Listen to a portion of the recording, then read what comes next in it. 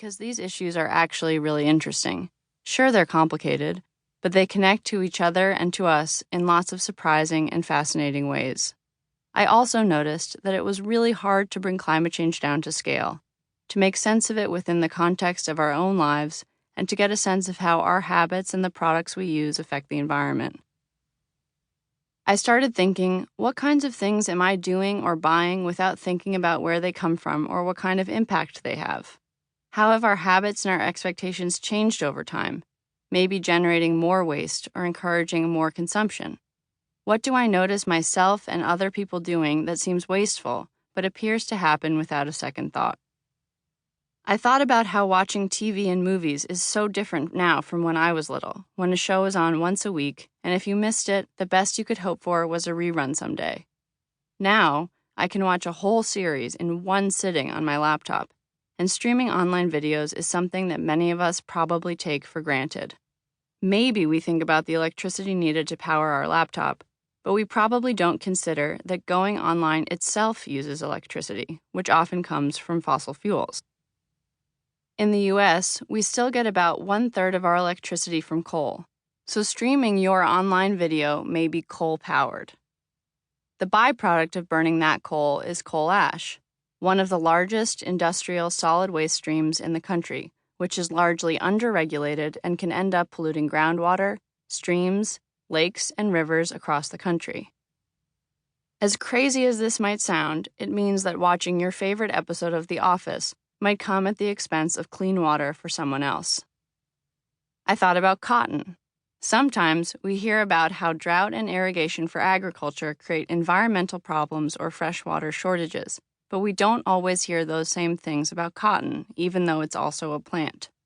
Cotton has to be grown somewhere, and depending on where it comes from, as many as 2,000 gallons of water could have been used to grow 1 kilogram of it, and up to 2,900 gallons could have been used to make it into a pair of blue jeans, possibly affecting someone's water supply somewhere, maybe that of a villager in Uzbekistan. If you've ever looked at a guide about how to reduce your carbon footprint, you've probably read that cutting red meat out of your diet is a pretty effective way to do so. But maybe there are problems that agriculture poses beyond just greenhouse gas emissions, I thought. Turns out there are.